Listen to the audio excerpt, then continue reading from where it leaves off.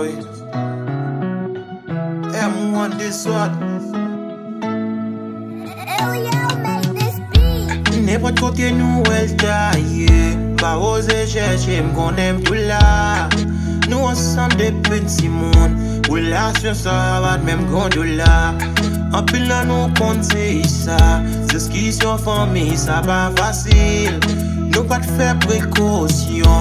Ansan'm met pied bagay yo anpil. Ak Pitit Mwen ki ta panse.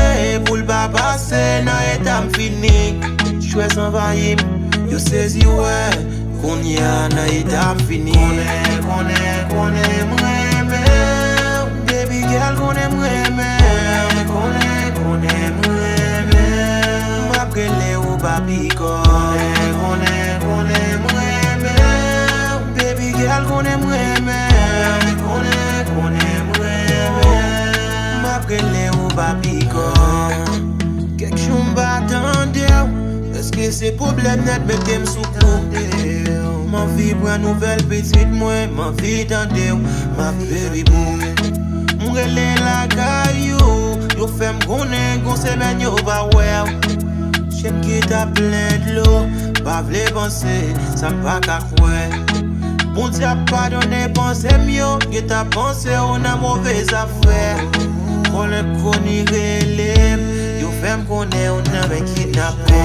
Konnen'm renmen'w, baby girl konnen'm renmen'w. Konnen'm renmen'w, map rele'w papi konn.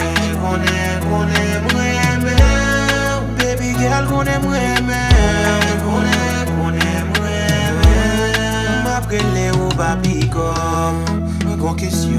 Mwen gon kesyon sin san fami. Lèk yo violel yo maltretel. A ti kouraj mesye n'bon li. Konnen'm renmen'w, baby girl konnen'm renmen'w. Konnen'm renmen'w, map rele'w papi konn. Konnen'm renmen'w, baby girl konnen'm renmen'w. Konnen'm renmen'w, map rele'w papi konn. Nou méchant, yeah, ak wop se nou méchant.